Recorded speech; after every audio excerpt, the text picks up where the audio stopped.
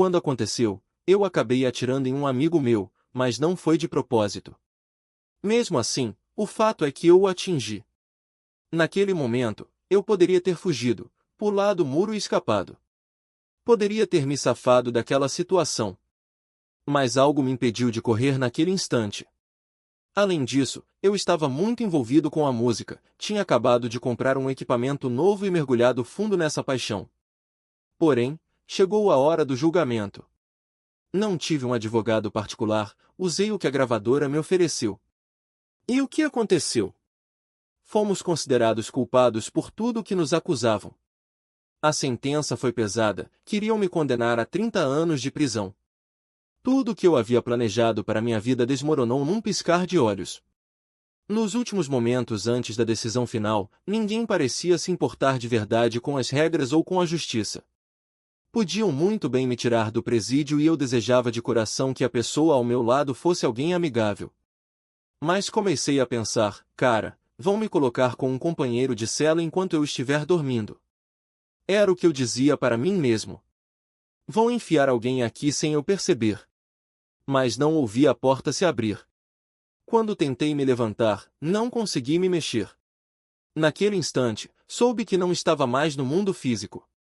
Tinha sido transportado para o plano espiritual. Cheguei a um ponto na vida em que odiava tudo, inclusive a mim mesmo. Tentava me livrar daquela sensação, mas era como se uma força me prendesse, como se algo me impedisse de reagir. Toda aquela confusão parecia vir de Deus, e eu pensava, Deus nem gosta de mim. Foi quando senti alguém tocar minha mão e passar os dedos pelo meu rosto. Vi um anjo se afastando, como se entrasse em outra dimensão. Fiquei apavorado. Estava no mundo espiritual, mas havia alguém parado sobre mim. Olhei para cima e ele me encarou. Caí no chão e gritei, sou dele. Sou dele. Foi a experiência mais aterrorizante que já tive. Era um espírito de condenação, uma sensação de desespero total, de que tudo estava perdido, de que Deus não estava mais presente.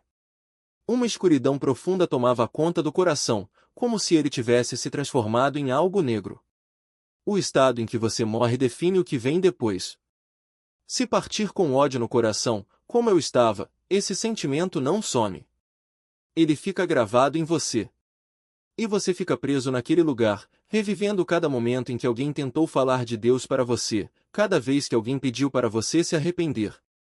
É um terror sem fim. Bem-vindos ao programa Toque na Eternidade. Hoje nosso convidado é Michael. Ele cresceu nas ruas de Miami, envolvido com tráfico e crimes, e acabou passando 10 anos na prisão. Durante o período em confinamento solitário, ele teve uma experiência fora do corpo e foi levado ao inferno. Não percam essa história. Seja bem-vindo, Michael. Bom dia a todos. Bom dia. Como estão? Tudo certo. Vamos lá. Nasci e fui criado em Miami, na Flórida. Meus pais eram muito jovens quando me tiveram. Minha mãe tinha 16 ou 17 anos quando engravidou, e eles tinham entre 17 e 18 quando nasci. Apesar de tudo, tive uma infância normal. Morávamos em um bairro pobre, mas nunca nos faltou o essencial. Éramos crianças comuns, crescendo sem perceber que vivíamos em um lugar perigoso. Para nós, era apenas a nossa realidade. O primeiro contato que tive com Deus foi através da minha mãe. Ela começou a nos ensinar a Bíblia, sentava conosco e lia as histórias para a gente. Foi aí que minha jornada espiritual realmente começou, mesmo que eu não entendesse na época. A partir daquele momento, passei a enxergar coisas no mundo espiritual, algo que eu achava que todo mundo conseguia fazer. Não imaginava que aquilo fosse diferente para os outros. Eu tinha uns 8 ou 9 anos quando tive minha primeira experiência sobrenatural. Uma noite, enquanto dormia, acordei com alguém sussurrando meu nome. Quando abri os olhos, vi um homem parado perto da janela e um menino sentado na cômoda ao lado.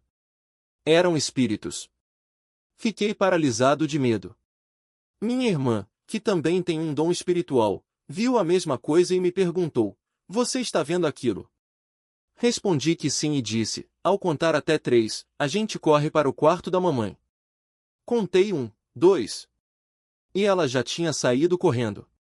Pulei da cama e gritei: Mãe, tem um homem aqui. Mas quando ela chegou, não havia ninguém. Essa não foi a única vez que algo assim aconteceu naquela casa. Contei para um parente sobre a visão, e um dia, enquanto eu e minha avó estávamos no chão lendo um daqueles livrinhos infantis da Bíblia, olhei para o armário e vi uma cobra preta com olhos amarelos saindo de lá. Os livros estavam em uma caixa, e a cobra parecia emergir diretamente dela. Gritei: Vó, tem uma cobra! Uma cobra! Tentei me levantar, mas ela me segurou e disse que tudo ficaria bem, que o animal não me tocaria. Ela não via nada, mas eu via claramente. Depois de mais algumas experiências estranhas naquela casa, minha mãe comentou que talvez estivéssemos morando em um lugar construído sobre um antigo cemitério. Acabamos nos mudando para outro apartamento no mesmo condomínio, na parte da frente do prédio. Ela me ensinou a dizer: afaste-se de mim em nome de Jesus sempre que algo sobrenatural acontecesse. E funcionava, pelo menos por um tempo. Os espíritos continuavam me perturbando, sussurrando meu nome, mas eu já não me escondia debaixo das cobertas. Mesmo assim, era assustador. Certa manhã, eu estava sentado no sofá olhando pela janela, esperando um amigo que morava ali perto. Costumávamos nos ver pela janela e depois nos encontrávamos na quadra de basquete. Eu tinha o hábito de acordar cedo, e enquanto conversava com ele pelo telefone, algo me fez virar para trás. Foi quando vi, pela primeira vez na vida, um anjo. A me dizer que aquele era meu anjo da guarda, mas eu ainda não sabia disso. Depois de tudo que eu já tinha visto, comecei a entender que Deus estava me mostrando, de alguma forma: olha, nós também estamos ouvindo. Porque eu amava Deus, acreditava nele. Foi quando passei a carregar uma Bíblia marrom pequena no bolso. Para todo lugar que eu ia, desde criança, porque tinha muito medo do que estava vendo. Ficava apavorado quando o relógio marcava meia-noite. À noite, o medo me dominava. Mas naquele dia, eu tinha visto meu anjo da guarda. Ele estava ali, de pé, muito alto. Tudo nele era branco, imaculado. Ficava parado como uma estátua, rígido, só me olhando com um sorriso no rosto. Quando virei para trás e o vi, meu coração disparou. Virei de novo rápido, com medo dele também. E quando olhei outra vez, ele já tinha sumido. A partir daquele momento, as coisas começaram a desmoronar. Minha família se desfez. Minha avó faleceu. Meu pai foi assassinado. Meu avô também se foi. Tudo que era claro na minha vida virou escuridão da noite para o dia. Minha mãe passou por momentos difíceis e acabou presa. Minhas irmãs foram separadas. Foi como se, de repente, eu estivesse sozinho no mundo. Mesmo tendo tias, era como se não tivesse ninguém. Eu não queria ser um peso para elas, então passava o dia fora e só voltava à noite. Comecei a circular pelos projetos de Liberty City, em Miami. Com 12 anos, já estava mergulhando no mundo lá fora. Via todo mundo com roupas de marca, joias, e os caras da vizinhança, a maioria envolvida com drogas, pareciam ter tudo. Eu queria aquilo. Comecei a me vestir como eles, a fazer penteados da moda, a comprar correntes com o dinheiro que conseguia nas ruas.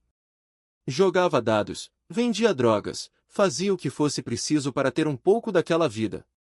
Acordava às 6 da manhã para trabalhar e só voltava à tarde. Aos 15 anos, acabei atirando em um amigo. Não era minha intenção, mas aconteceu. Fui preso.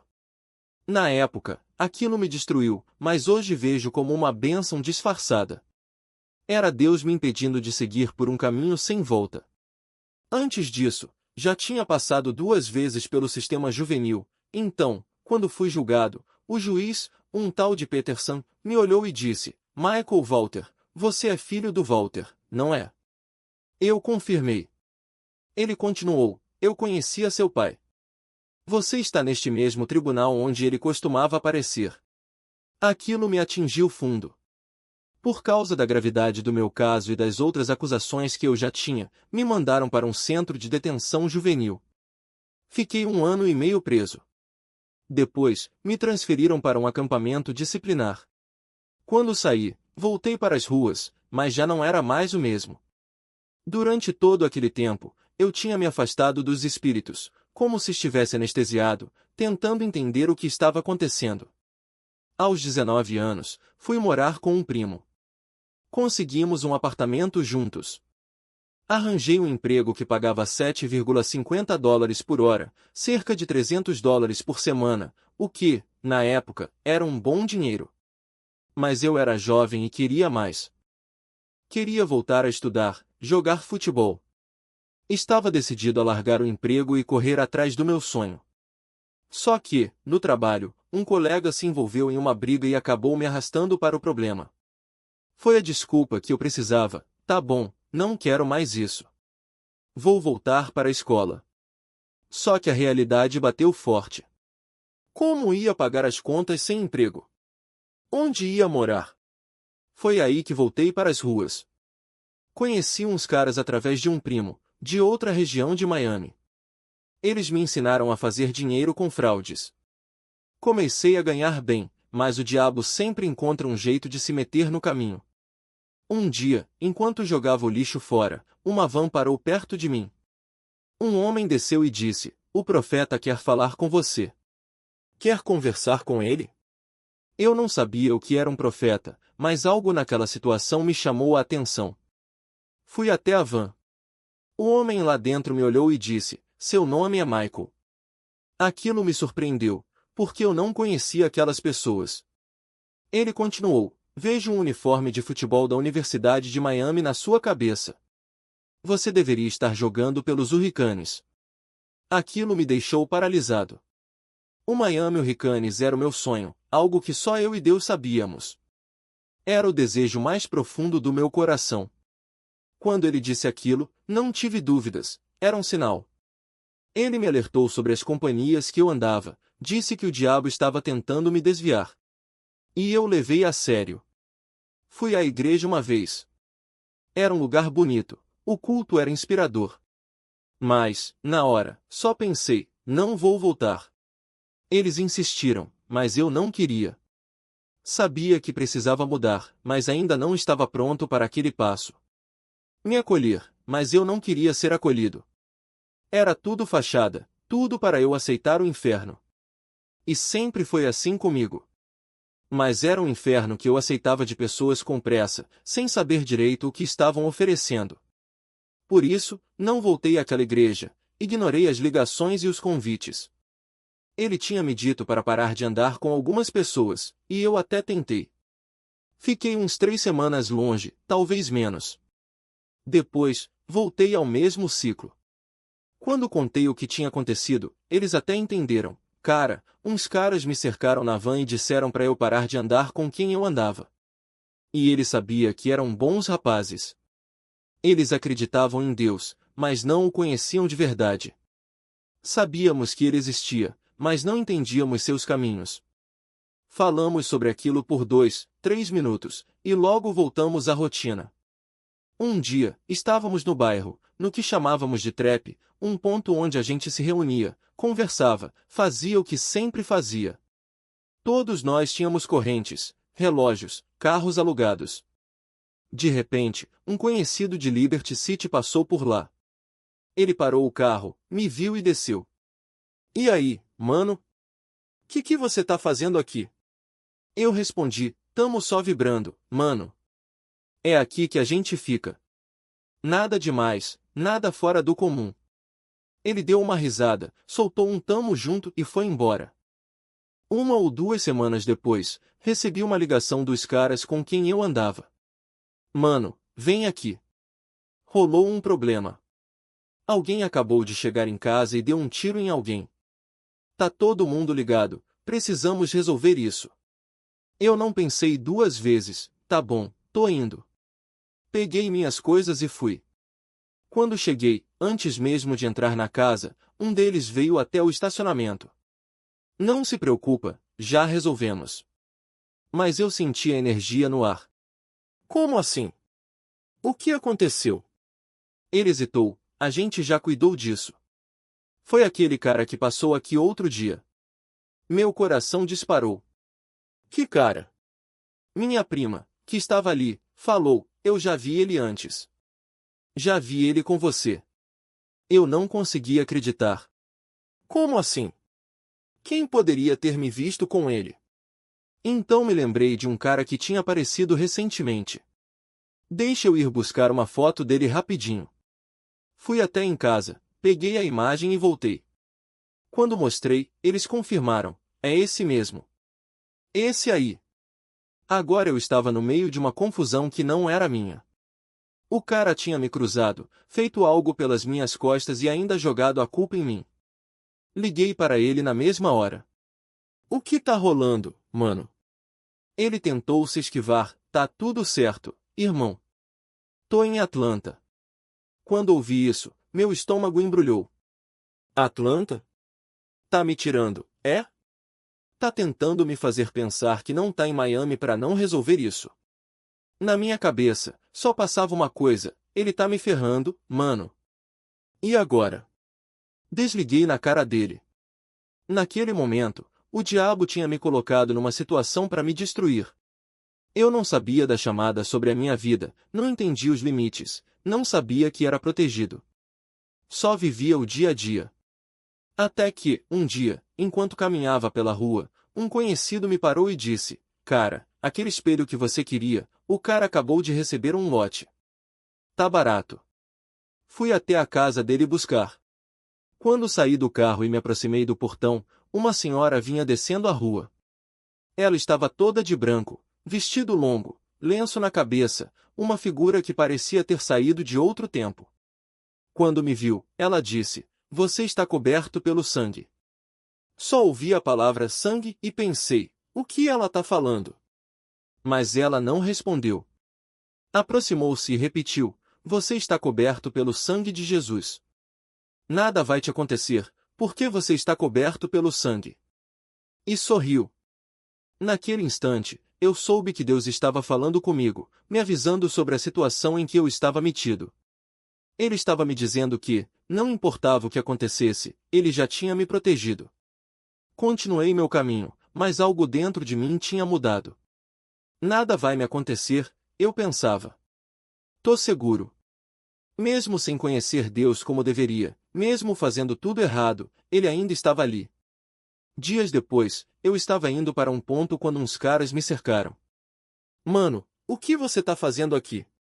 Antes que eu pudesse responder, um deles puxou uma arma.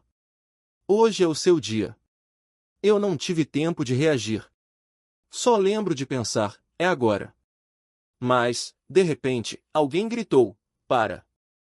Ele é dos nossos. Era a ex do cara que tinha me metido naquela confusão. Ela tinha ligado para ele e explicado tudo. Você tá errado, mano. Esse cara não tem nada a ver com isso. O clima mudou na hora. No dia seguinte, bem cedo, bateram na minha porta. Eram 5 da manhã. Ninguém sabia onde eu morava, era um daque-off, um lugar que a gente mantinha em segredo. Quando ouvi a voz chamando meu nome verdadeiro, eu soube quem era. Peguei minha arma e disse para minha namorada, que estava comigo: se acontecer alguma coisa comigo, foi ele. Saí e o encontrei na porta. Entramos no carro. O que tá pegando? Perguntei. Ele respirou fundo e disse: não parecia certo. Era como se algo estivesse fora do lugar, mas eu não sabia dizer o que. O juiz entrou, o promotor começou a ler as acusações, e eu só pensava: Deus, se eu não devo estar aqui, me dá um sinal. Então aconteceu. Antes mesmo de o promotor terminar de falar, um dos jurados levantou a mão. Ele pediu para se aproximar do juiz e cochichou algo no ouvido dele. O juiz franziu a testa, olhou para mim, depois para o promotor, e disse: temos um problema aqui. Este jurado alega ter um conflito de interesse. O promotor tentou argumentar, mas o juiz não cedeu. Jurado número 7, você está dispensado. Foi como se o tempo parasse. Eu não sabia o que aquilo significava, mas senti um alívio estranho, como se uma mão invisível estivesse me protegendo. O julgamento foi adiado. Quando voltei para a cela, meu advogado veio me ver, com um sorriso que não combinava com a situação. Cara, isso foi loucura. Esse jurado era parente de um dos policiais envolvidos no seu caso. Se ele ficasse, você ia ser condenado na hora. Eu não disse nada. Só fechei os olhos e respirei fundo. Deus tinha falado comigo de novo. Não com palavras, não com um versículo aberto na Bíblia, mas com um detalhe que ninguém mais tinha visto. E ali eu entendi, não era sobre escapar da prisão, era sobre confiar no caminho, mesmo quando ele parecia sem saída. Mas a história não acabou ali. O adiamento me deu tempo, e o tempo me deu uma chance. Meu advogado conseguiu negociar um acordo, algo que eu nunca teria aceitado antes, porque na minha cabeça, acordo era sinônimo de derrota. Mas agora eu via diferente. 10 anos, ele disse. Você sai em 5 com bom comportamento. 5 anos. Não era pouco, mas também não era a vida inteira. Quando assinei os papéis, não senti raiva. Senti paz. Porque, pela primeira vez, eu não estava lutando contra o sistema, nem contra Deus, nem contra mim mesmo. Eu estava aceitando. E aceitar, naquele momento, era a coisa mais forte que eu podia fazer. Dentro da prisão, as coisas mudaram. Eu não era mais o cara que só pensava em dinheiro, em vingança, em sobreviver a qualquer custo. Eu comecei a escrever. Não só letras de música, mas cartas para minha família, reflexões, até um diário. A música que eu fazia antes era sobre a rua, sobre a dor, sobre a raiva. Agora, ela era sobre outra coisa.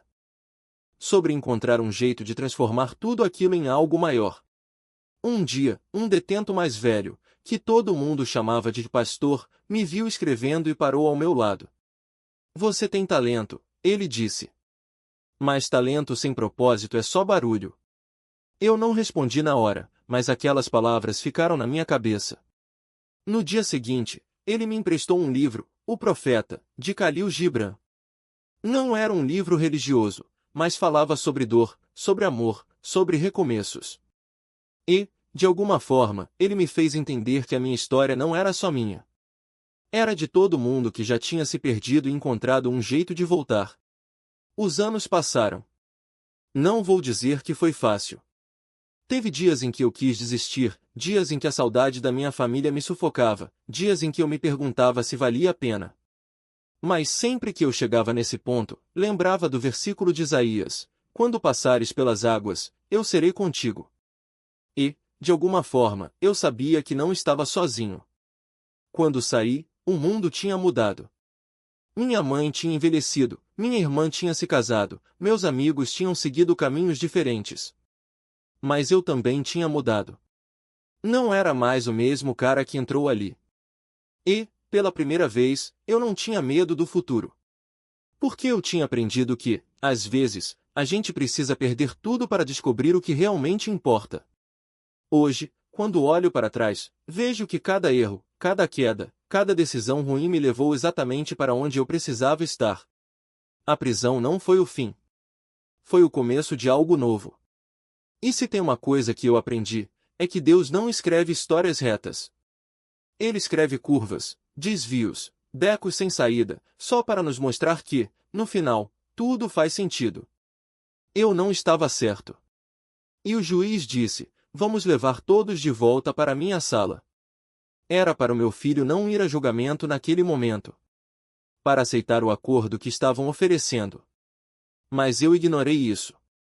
No dia seguinte, voltamos ao tribunal. Minha mãe, minhas irmãs, alguns primos, minha prima subiu ao banco das testemunhas. Eu não entendia, sabe? Ela inventou uma história para me ajudar, tentando apressar as coisas, tentando me livrar rápido. Mas o que eles aprenderam sobre Deus, sobre as Escrituras, é que quem invoca o nome do Senhor e se apresenta como justo, mas age com injustiça, será julgado. Porque Deus não olha para quem está certo ou errado aos olhos dos homens. Ele julga o coração. Se você se apresenta diante dele dizendo: Senhor, eu estava certo e você errado, ele vai te julgar como errado. E você vai receber o que merece. E eu estava errado. Bem, Deus tinha dito que estaria com aquela mulher durante o julgamento. Ela era a leitora do veredito. Quando a vi abrir o papel, olhar para ele e balançar levemente o cabelo, eu soube que tinha perdido. Antes mesmo que ela dissesse, eu já sabia. Ela falou: nós, o júri da cidade de Miami, consideramos o réu culpado de todas as acusações. Minha mãe se levantou gritando: não, não, não, juiz, por favor, tenha misericórdia. Tiveram que tirá-la da sala. E eu não sabia, mas aquilo foi Deus agindo. Ele me feriu, mas usou minha mãe. Porque o juiz, vendo a cena, disse: por causa da sua mãe, vou ter misericórdia. Vou te dar 10 anos, não 30. 10 anos de pena dura, dia por dia. Na hora, eu não me senti abençoado. Não senti que ele estava olhando por mim. Só conseguia pensar: 10 anos. É uma eternidade. Não conseguia enxergar além daquele momento. Fui levado de volta para a cela e olhei para a pasta que tinha levado, cheia de anotações, tentando me defender. Sabia que era culpado. Tinha feito aquilo. Estava errado. Mas, como eu disse, não conhecia Deus direito. Só depois entendi que Ele é um Deus de justiça e retidão, mas também de misericórdia e graça, por causa da nossa ignorância. Por causa do propósito dele. Porque quando a gente insiste em dizer eu estou certo, certo, certo, sempre acaba errado. A Bíblia diz que Deus é verdadeiro, e todo homem, mentiroso. Então, olhei para aquelas anotações, aquelas provas, aquelas fotos, e pensei: acabou. Mesmo sendo só 10 anos, na hora, pareceu uma vida inteira. Fui levado para a prisão. A primeira foi em Miami. Estava no meio de gente conhecida, mas minha cabeça estava em outro lugar. Deitado na cama, ouvindo rádio, completamente deprimido, doente por dentro. Não demonstrava, mas era assim que me sentia. Até que algo tocou no rádio, uma palavra que nunca esqueci. Deus sempre fala comigo de maneiras diferentes. Ele disse: você acha que isso é o fim, mas é só o começo. Aquilo me ajudou naquele momento. Dentro da prisão, me envolvi com tudo que não devia. Fiquei no meu canto, mas também no meio da confusão. Continuava fumando maconha, me exercitando, arrumando briga por qualquer coisa. Precisava de amor, mas só sabia responder com violência. Brigava por qualquer motivo, como se a raiva fosse a única coisa que me mantinha vivo. Até que me transferiram para outra prisão, no interior da Flórida. Já estava lá havia uns 3 anos, mas a raiva só tinha aumentado. Continuava fazendo as mesmas coisas, brigando, desafiando os guardas, sendo rebelde. Se um policial me olhava torto, eu revidava. Acabava no confinamento. Traficávamos drogas, celulares, qualquer coisa que desse dinheiro ou poder. Um dia, acabei isolado. Por ir muito para o confinamento, ninguém queria ser meu companheiro de cela. Os outros detentos até me respeitavam, mas não queriam dividir o espaço comigo. Quando perguntavam se alguém aceitava ficar no mesmo cubículo que eu, todos recusavam. E eu até gostava. A cela era minúscula, do tamanho de um banheiro. Não queria ninguém tão perto assim. Mas uma noite, deitado de bruços, com um braço pendurado para fora da cama de baixo, acordei com um barulho. Era o som das sandálias de borracha que os presos usam para tomar banho, aquele ruído característico no chão. Pensei: colocaram um companheiro de cela enquanto eu dormia. Mas estranhei não ter ouvido a porta abrir. Então, ouvi passos, 4, 5 pessoas andando com aquelas sandálias. Tentei me levantar, mas não consegui. Tentei de novo, e nada. Na mesma hora, percebi: estava no mundo espiritual. Isso já tinha acontecido comigo antes, mas fazia tempo. Naquele momento, não estava com medo dos demônios. Na verdade, sentia ódio deles. Tinha chegado a um ponto em que os odiava. Então, comecei a lutar para me livrar, tentando me levantar, empurrando com todas as forças. Tentei 3 vezes, mas estava exausto. Sem energia nenhuma. E foi aí que entendi: eles não iam embora fácil. A força deles era assim. E eu, furioso, tentei levantar o dedo para desenhar uma cruz na parede, dizendo: para trás de mim, em nome de Jesus. Mas estava tão exausto que as palavras saíam arrastadas, quase sem som. Mal conseguia traçar a cruz. Mesmo assim, fiz o que pude. Tentei me mexer, mas acabei caindo de volta, como se o peso do mundo estivesse sobre mim. Eles eram fortes demais. Senti um leve toque no tornozelo. Algo como um cutucão, quase imperceptível. Ah, não, meu tornozelo. Quando olhei para trás, não havia ninguém. Ninguém se afastou, ninguém sumiu. Levantei-me, fui até a janela e olhei para fora. E pensei, cara, eles ainda estão mexendo comigo. Eles me seguem, mesmo aqui. Era o que eu dizia para mim mesmo, tentando entender. Mas, de alguma forma, consegui sair daquele lugar, voltar ao fluxo da vida na prisão, de volta ao pátio, à rotina. Naquela noite, algo espiritual aconteceu. Algo que Deus usou para me fortalecer através da Bíblia. Lembro-me de estar na minha cela um dia, folheando as páginas, quando um versículo saltou aos meus olhos. Não me recordo exatamente qual era, mas era como se Deus estivesse me perguntando: até quando você vai fugir de mim? Até quando vai me evitar? Fechei a Bíblia na mesma hora. Olhei para ela como se fosse um objeto qualquer, como se já soubesse tudo o que Deus queria de mim. Mas a verdade é que eu não fazia ideia. Eu frequentava as reuniões com o capelão da prisão, mas ainda não sabia quem eu era. Hoje, em Cristo, eu sei. Entendo meu propósito, entendo meu chamado. Mas naquela época, não tinha a menor noção. Não entendia por que os demônios me atormentavam, nem por que os anjos apareciam. Não sabia o que Deus queria de mim. Não sabia o que estava acontecendo. E assim, voltei à rotina da prisão. As brigas, os problemas, tudo continuava.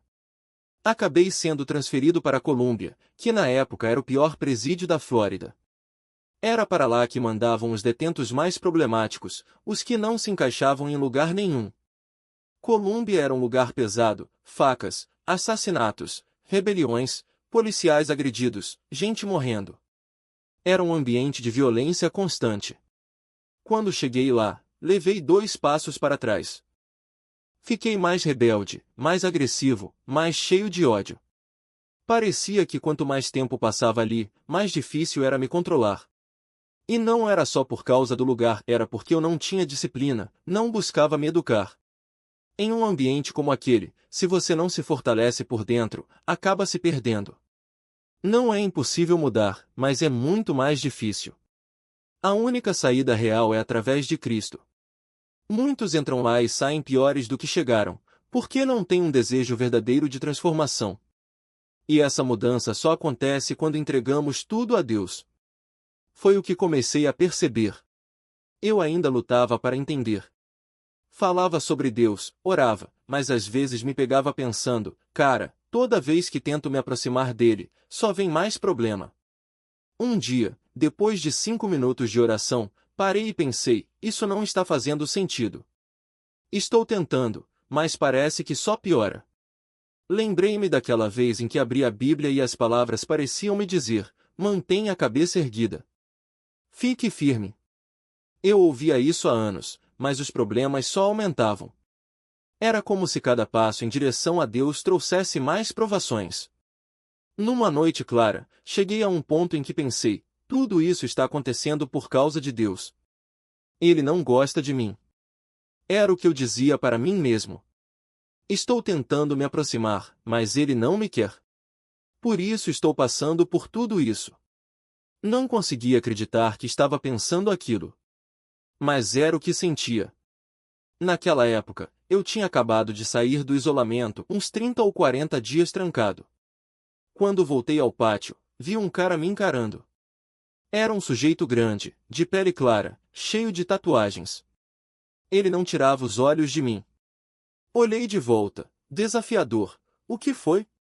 Por que está me olhando? Ele se aproximou e perguntou, você esteve no confinamento, né? Respondi que sim. Ele continuou, você estava falando com Deus lá dentro. Tudo o que eu tinha dito sobre Deus veio à minha mente. Assenti. E ele completou, Deus me disse para te avisar que Ele ouve tudo o que você fala. Naquele momento, senti um medo que nunca tinha sentido antes. Comecei a repassar tudo o que tinha dito, todas as coisas duras que pensei sobre Deus. E percebi, eu não sabia o que Ele queria de mim. Ainda não sabia. Mas o aviso estava dado. Continuei na prisão, ainda perdido, ainda sem respostas. Até que uma noite, no meio do verão, fui parar de novo no isolamento. Desta vez, estava no beliche de cima, e o calor era insuportável.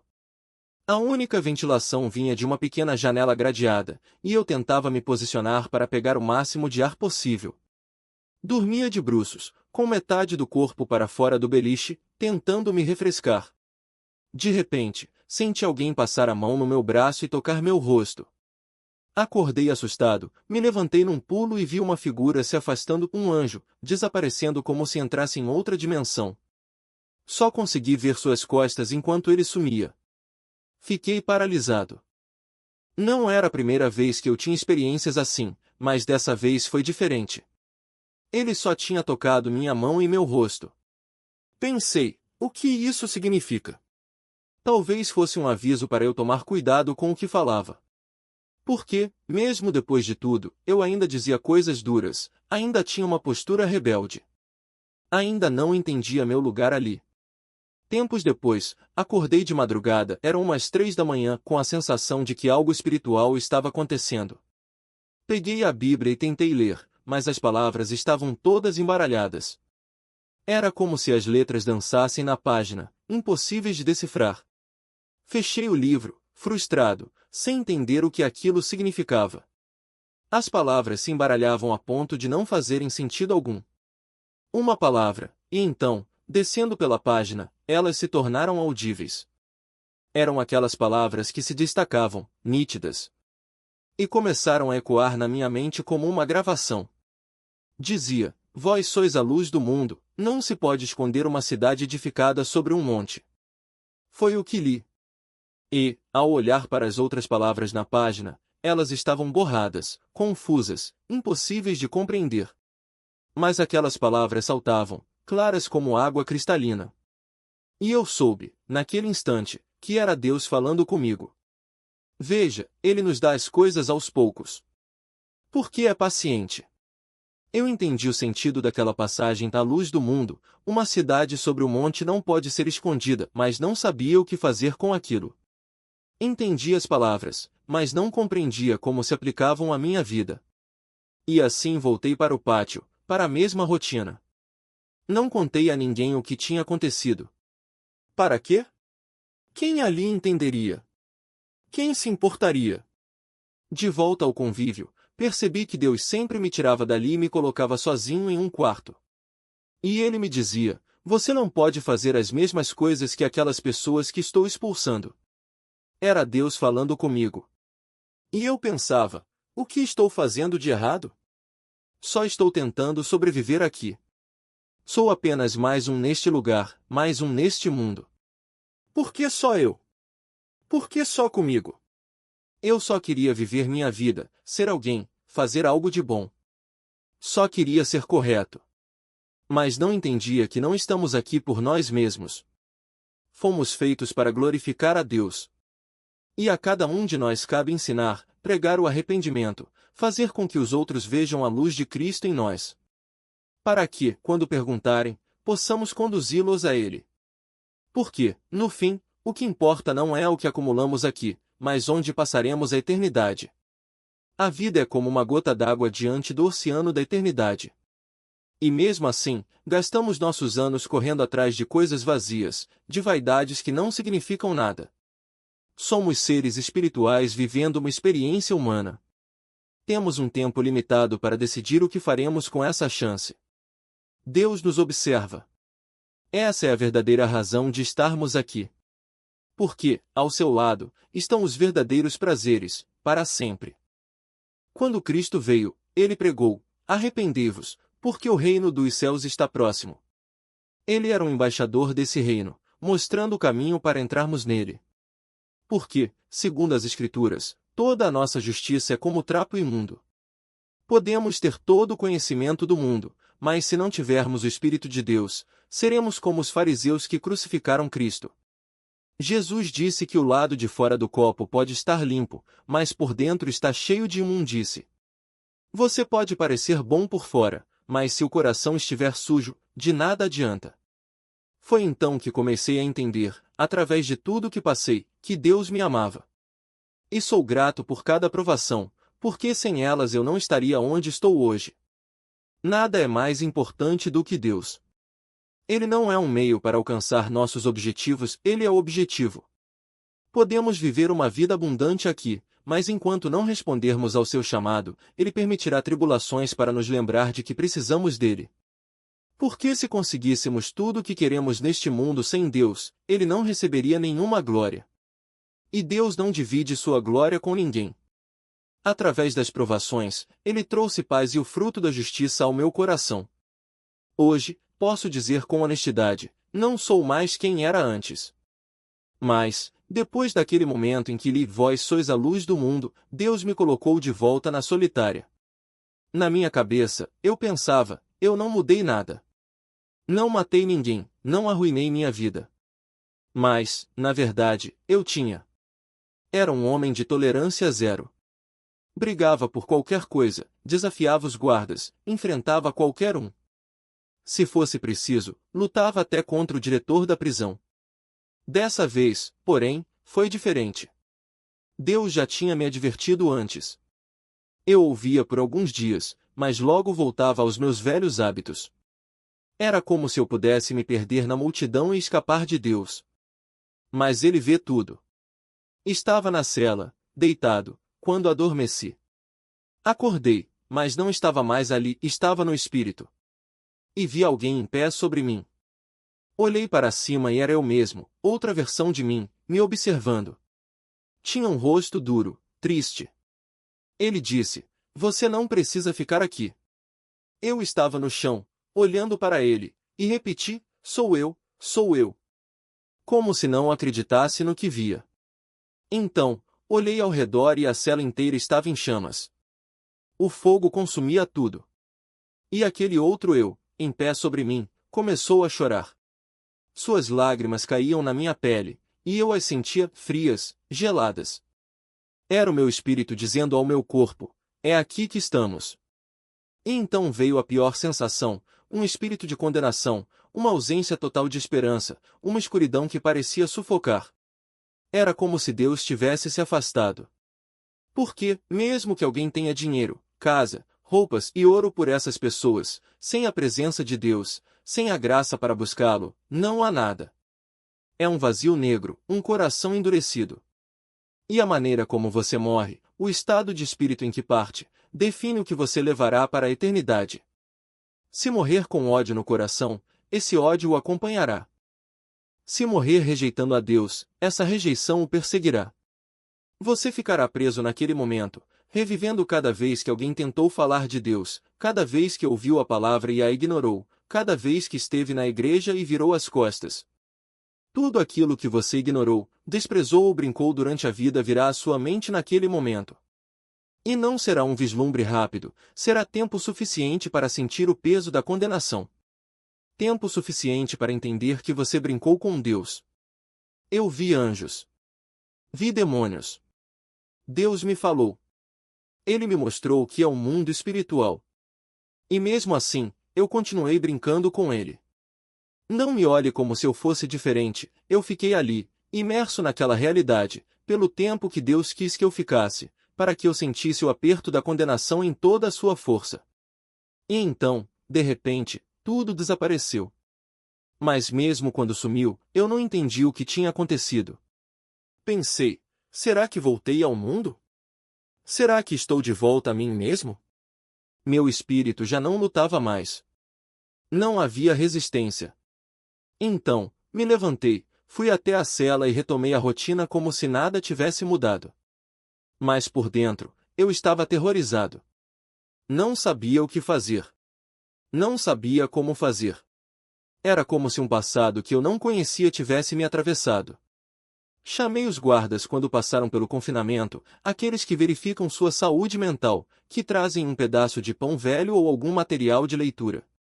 Eu disse: Senhor, algo está acontecendo comigo. Contei o que tinha vivido. Ele ficou parado por alguns segundos, me encarou e respondeu: Deus, eu vou te dizer o que aconteceu. Aquilo foi a coisa mais aterrorizante da minha vida. Naquele instante, soube que nunca mais seria o mesmo. Não me importava mais com fama, dinheiro, sonhos vazios ou qualquer coisa que o mundo oferece. Não queria mais ser alguém. Só queria sair dali, arrumar um emprego comum, talvez em um supermercado, viver uma vida simples e me certificar de não errar mais. Era só nisso que eu pensava. O que tirei daquela experiência? Deus me disse, com toda clareza: você brincou comigo? Eu vou te mostrar que não se brinca comigo. E ele mostrou. Porque eu era duro de coração. Era um daqueles que precisam ver para crer. E Deus me fez ver. Não brinque com ele. Aprendi da pior maneira o que acontece quando desafiamos sua santidade. Claro, Deus nos dá graça, o Espírito Santo nos consola, nos ajuda, nos guia. Mas aquela experiência no inferno foi um aviso direto: não brinque comigo. Eu posso te enviar para lá. Deus não faz acepção de pessoas. Ele não se importa com o que você conquistou ou deixou de conquistar neste mundo. Se você rejeitar a Cristo, ele não vai hesitar. Não importa se você foi um homem bom ou se teve sonhos grandiosos, diante dele, o que vale é a sua escolha. Por isso, hoje eu digo a todos: venham e provem. Venham ver que Deus é bom. Eu provei. E descobri que ele é um Pai amoroso, misericordioso, cheio de graça. Eu amo a Deus, amo a Cristo, amo o Espírito Santo. Falo com ele todos os dias, oro, vivo para ele. E tenho uma mensagem para os jovens, especialmente para aqueles que seguem artistas e influenciadores como se fossem mestres. Muitos deles são instrumentos do inimigo, porque falam o oposto da verdade bíblica. Suas palavras não trazem vida, trazem destruição. Enquanto Cristo nos chama para a luz, eles empurram as pessoas para as trevas. Aquela experiência mudou minha vida para sempre. Hoje, sou ministro do Altíssimo. Tenho um ministério chamado Glória a Deus pela Porta Estreita. Não estou aqui para agradar a multidão, mas para ir aonde Deus me enviar: prisões, becos, esquinas, lugares esquecidos. Quero falar com aqueles que ainda estão presos nas mesmas coisas das quais Deus me libertou. Quero mostrar a eles que há saída, que há perdão, que há vida em Cristo. E essa é a minha história. O que o diabo planejou para me destruir na prisão por 10 anos, Deus transformou em glória. Ele usou até o que parecia perdido. Porque, no fim das contas, a vida é apenas um teste, uma prova para decidir onde passaremos a eternidade. Agora, deixe-me encerrar com uma oração. Pai Celestial, Deus de Abraão, Isaque e Jacó, em nome de Jesus Cristo, Rei dos Reis e Senhor dos Senhores, nós nos achegamos a Ti hoje para Te dar toda a honra, glória e louvor. Obrigado, Pai, pela Tua misericórdia, pela Tua graça, pela Tua bondade e fidelidade.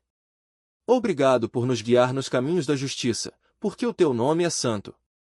Agradecemos pela plataforma que deste a estes servos, para que Tua palavra seja proclamada na terra. Em nome de Jesus, testemunhamos que Tu és real, Pai. E alertamos aqueles que rejeitam a Cristo: rejeitá-lo é escolher a destruição total, uma dor eterna, física, emocional e espiritual. Que ninguém seja enganado. Pai, pedimos que Tua verdade alcance os corações, que as pessoas vejam a luz antes que seja tarde. Em nome de Jesus, amém. A Tua palavra alcança os confins da terra, Pai, atravessando até mesmo as barreiras do tempo e da eternidade. É por meio da Tua graça que o Evangelho toca vidas, rompendo o véu entre este mundo e o que está por vir. Por isso, rogamos que abençoes abundantemente esses servos fiéis que se dedicam a proclamar a Tua verdade.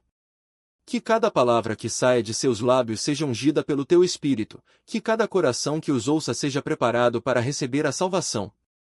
E a nós, Pai, concede-nos a mesma ousadia e unção. Que Tu continues a operar em nossas vidas, usando-nos como instrumentos para levar a mensagem da cruz aonde quer que formos. Que o reino dos céus não seja apenas um conceito distante, mas uma realidade que seguramos em nossas mãos, uma herança eterna que compartilhamos com alegria e urgência. A ti, Senhor, rendemos toda a honra, toda a glória e todo o louvor.